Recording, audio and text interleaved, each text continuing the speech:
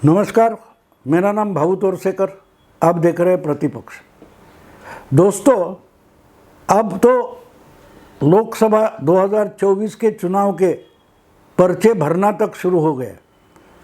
पहले चरण का जो मतदान होने वाला है, शायद 19 अप्रैल को पहला चरण होने वाला है। उसके लिए शायद 100 से ज़्यादा चुनाव क्षेत्र में उम्मीदवारों के लिए पर्चा भरना शुरू हो गया है। पहले 7 दिन में ये पर्चा भरने की मुदत ख़त्म हो जाएगी। उसके बाद उसकी छटनी वगैरह होगी। अभी भी महाराष्ट्र में जो इंडी अलायंस है, महाविकास आघाड़ी है, उसके सीट का बंटवारा नहीं हुआ है और उस पर ही झगड़े चल रहे हैं। जो 3 पार्टियों से महाविकास आघाड़ी बनी, उनके साथ प्रकाश अंबेडकर, जिनकी अलग पार्टी है वंचित बहुजन आघाड़ी, वो इनके साथ महाविकास आघाड़ी में इंडी अलायंस में आना चाहते थे। लेकिन इसके बारे में पिछले 6 महीने से चर्चा चल रही है, लेकिन कुछ हो नहीं रहा है। कभी प्रकाश अंबेडकर इनकी मीटिंग में जाते हैं, बाहर आकर उनको भी गालियां देते हैं। इसकी शुरुआत करीबन 1 साल पहले, 1 साल से ज़्यादा, 1.25 साल पहले उद्धव ठाकरे ने की थी। उद्धव ठाकरे प्रकाश अंबेडकर के कार्यालय में, ऑफिस में गए थे और वंचित बहुजन आघाड़ी और शिवसेना, इनका अलायंस, दोनों ने, प्रकाश अंबेडकर और उद्धव ठाकरे ने डिक्लेयर किया था कि भाई अगली सब राजनीति हम साथ साथ, हाथ में हाथ मिलाकर करेंगे। उसको अब कम से कम 1.5 साल हो गया है, लेकिन अभी तक वंचित बहुजन आघाड़ी और उद्धव ठाकरे की शिवसेना मिलकर, क्या इन्होंने मिलकर राजनीति की, उसका पता नहीं है।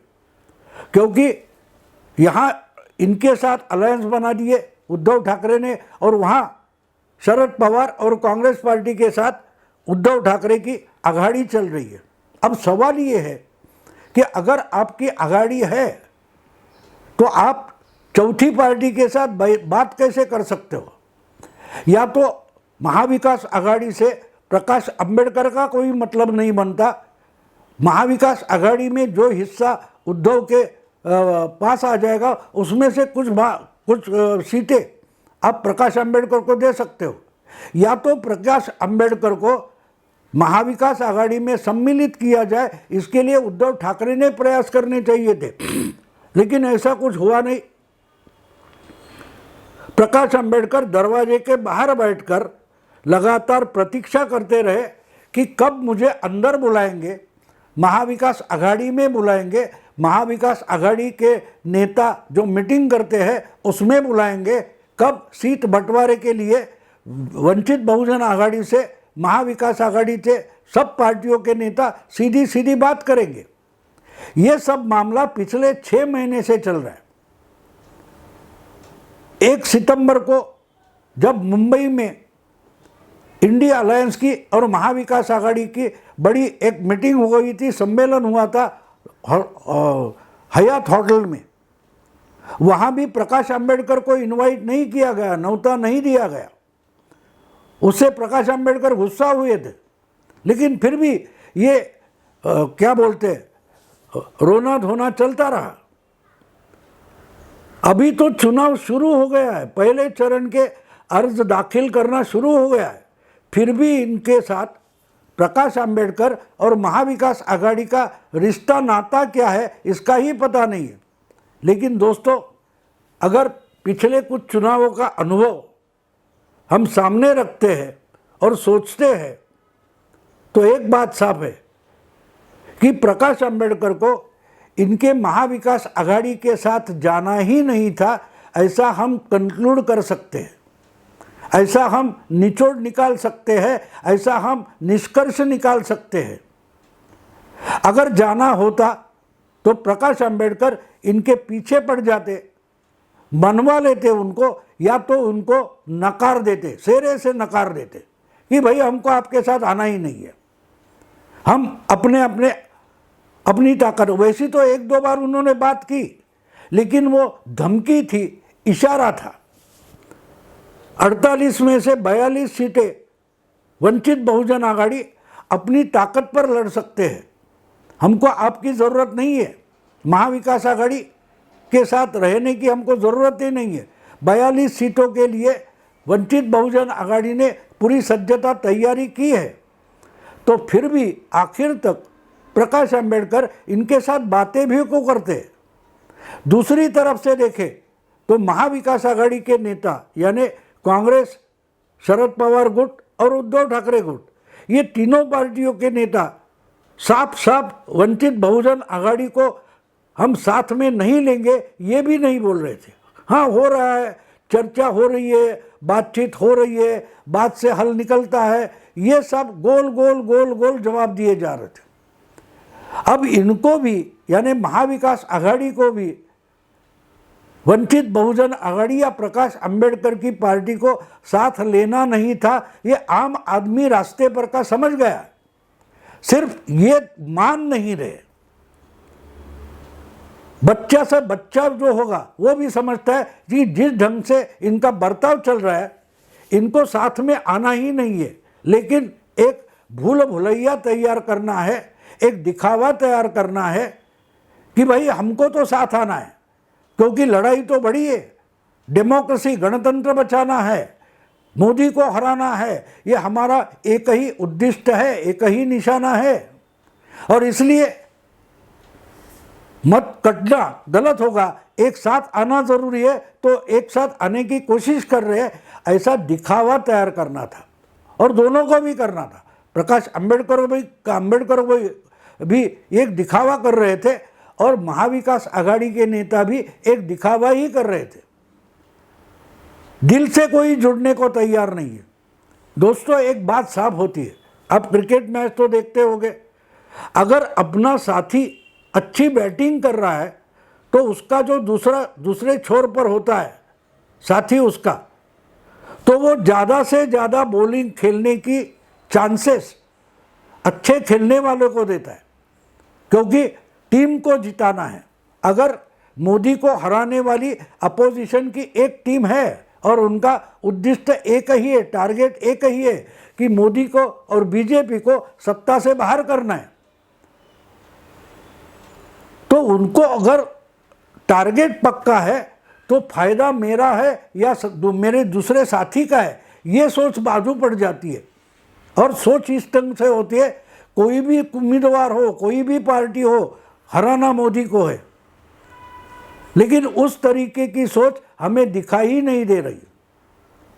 मोदी हारे ना हारे, अगर हम अलायंस बनाते हैं, हम आघाड़ी बनाते हैं, तो उसका सबसे ज़्यादा फायदा मेरी पार्टी को मिलना चाहिए, मुझे ही मिलना चाहिए, ना कि मेरे होने वाले साथी को मिलना चाहिए। मतलब साफ है कि दूसरे की ताकत पर फायदा मुझे हो, इस सोच से अगर आघाड़ी बनाई जाती है तो वो आघाड़ी चलती नहीं और बनती भी नहीं, और वही बात हुई है। और जिस ढंग से कांग्रेस और एनसीपी का अनुभव पिछले 10-15 साल से प्रकाश अंबेडकर ने लिया है, तो वो भी जानते थे कि ये साथ लेने का नाटक कर रहे हैं, इनको वंचित बहुजन आघाड़ी को साथ लेना ही नहीं है। अब पिछले चुनाव में 2019 के चुनाव में प्रकाश अंबेडकर ने जो कुछ चुनाव लड़ा था उनके पार्टी ने, उसके कारण कांग्रेस और एनसीपी के 12 उम्मीदवार हार गए थे। 12 उम्मीदवार, अब वोट का डिवीजन होता है, वोट काटे जाते, अगर प्रकाश अंबेडकर नहीं होते तो उसमें से कुछ वोट तो कांग्रेस या एनसीपी के खाते में जाते, तो वहाँ बीजेपी का या शिवसेना का फायदा नहीं होता, ये बात सच है। लेकिन प्रकाश अंबेडकर को मिलने वाले पूरे के पूरे वोट कांग्रेस या एनसीपी को ही जाएंगे, ऐसी भी बात नहीं है। इसलिए मैं मानता हूँ कि आंकड़ों में दिखाई दे रहा है कि वंचित बहुजन आघाड़ी के कारण एनसीपी और कांग्रेस के 12 उम्मीदवार हार गए।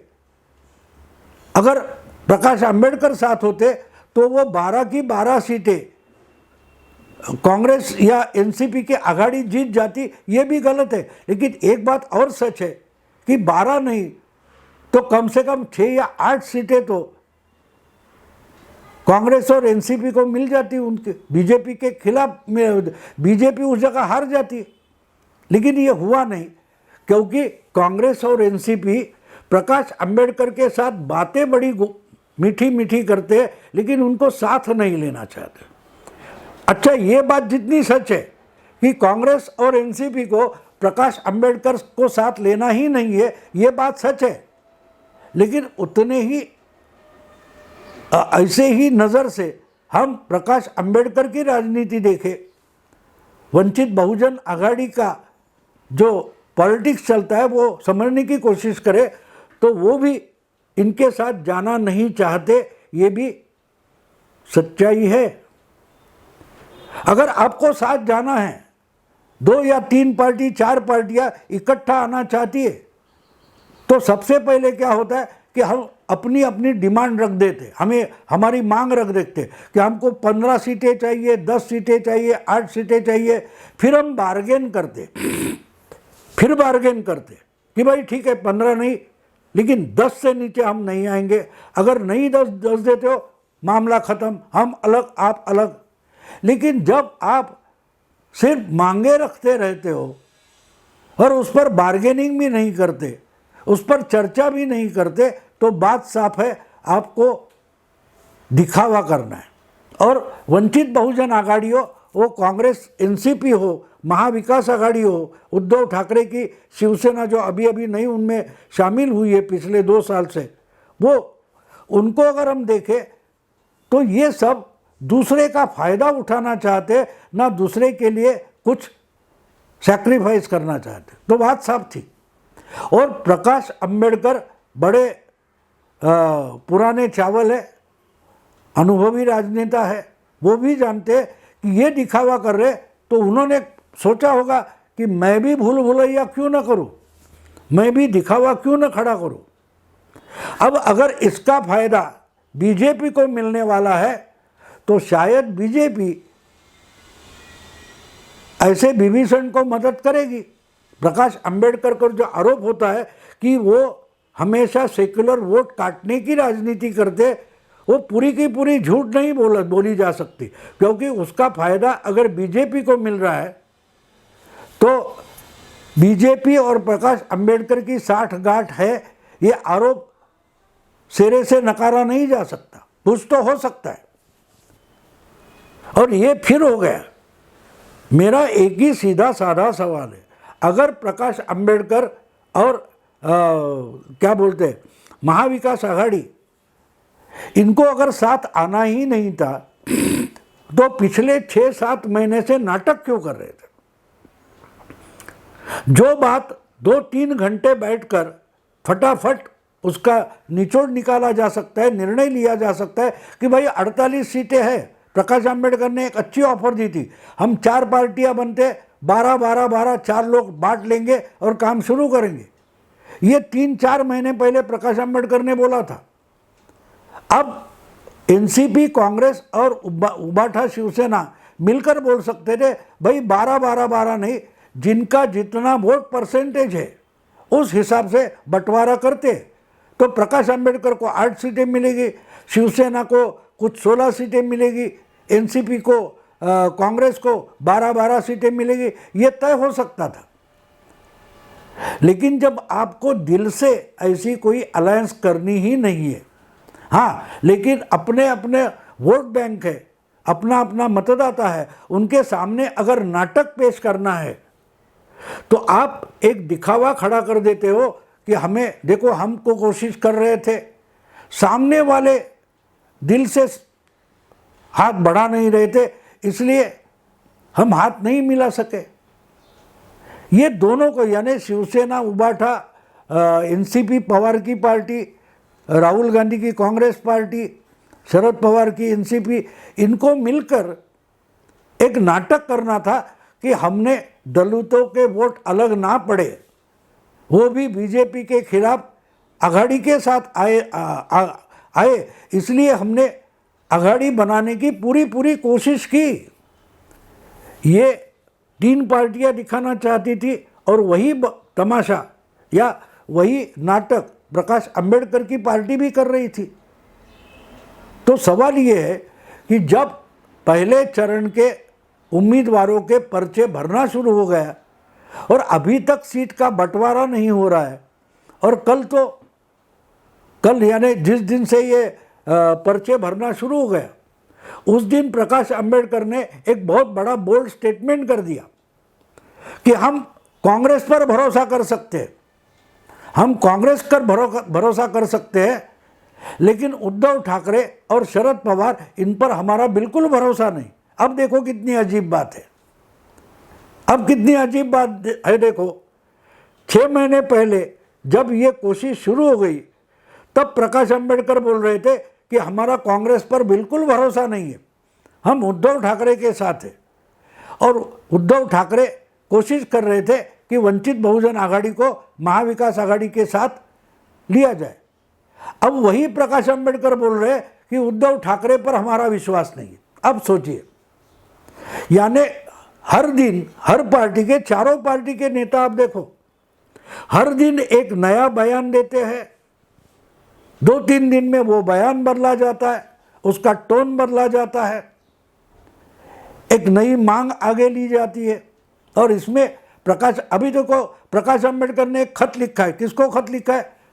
मल्लिकार्जुन खड़गे। अगर आपकी पार्टी महाराष्ट्र में सीमित है, आपको महाराष्ट्र में अलायंस बनानी है, तो आपको कांग्रेस, एनसीपी या शिवसेना के जो महाराष्ट्र के नेता है उनसे बात करनी चाहिए। नाना पटोले महाराष्ट्र कांग्रेस के अध्यक्ष है, लेकिन प्रकाश अंबेडकर खत किसको लिखते? ऑल इंडिया कांग्रेस के अध्यक्ष। वो नाना पटोले को हिसाब में ही नहीं लेते। और मल्लिकार्जुन खड़गे को खत लिखकर प्रकाश अंबेडकर ने बताया कि भाई 48 में से 7 सीटों पर हम आपका समर्थन करेंगे। अब ये सीटें कौन सी है, वो खड़गे को तय करनी है। अब खड़गे जी को महाराष्ट्र की 48 सीटें कौन सी है ये यहाँ तक पता नहीं। और प्रकाश अंबेडकर बोलते हैं आप चुनो कौन सी 7 सीटें, यानी कौन सी 7 सीटों पर वंचित बहुजन आघाड़ी की मदद कांग्रेस को हो सकती है, ये खड़गे कैसे तय करेंगे? और 7 सीटों पर आप कांग्रेस का समर्थन करोगे तो बाकी के 41 सीटों में क्या आप कांग्रेस की खिलाफत करोगे? कांग्रेस को हराने का आह्वान करोगे? क्या करोगे? दोस्तों, एक बात साफ है कि प्रकाश अंबेडकर इस चुनाव में महाविकास आघाड़ी का खेल बिगाड़ने में ही लगे हुए थे, और उनको दोष नहीं दे सकते हम, क्योंकि उनको साथ लेने का नाटक करने वाली महाविकास आघाड़ी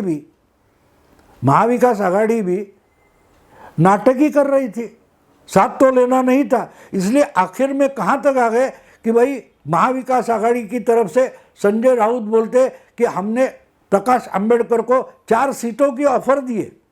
अब प्रकाश अंबेडकर का प्रवक्ता सामने आता है और बोलता है 4 सीटें है कहाँ, आपने तो 3 सीटों की ऑफर दिए। यानी 3 या 4 पर झगड़ा चल रहा है, लेकिन कुछ तो तय करना चाहिए। चुनाव का टाइम निकलता जा रहा है, इस पर कोई ध्यान नहीं देना चाहता।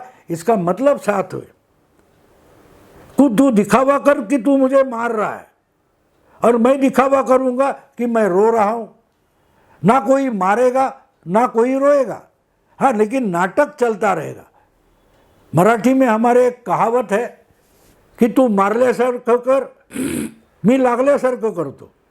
यानी तू मारने का नाटक करना, मैं जख्मी होने का नाटक करता हूँ, यानी नाटक करेंगे दोनों। बिल्कुल वही बात पिछले 6 महीने से चल रही थी, और अब जब चुनाव डिक्लेयर हो गया, पर्चा भरना शुरू हो गया, उसके बाद एक दूसरे के सामने इनके कैंडिडेट खड़े हो जाएंगे, और कौन किसके सामने खड़ा है या साथ में है, इसका निर्णय जिस दिन अंतिम लिस्ट चुनाव आयोग डिक्लेयर करेगा एक एक चुनाव क्षेत्र के लिए कि यहाँ इतने कैंडिडेट खड़े हैं, इनकी पार्टी ये है, तब हमें पता चलेगा कि वंचित बहुजन आघाड़ी यानी प्रकाश अंबेडकर की पार्टी महाविकास आघाड़ी में शामिल हुई या ना हुई।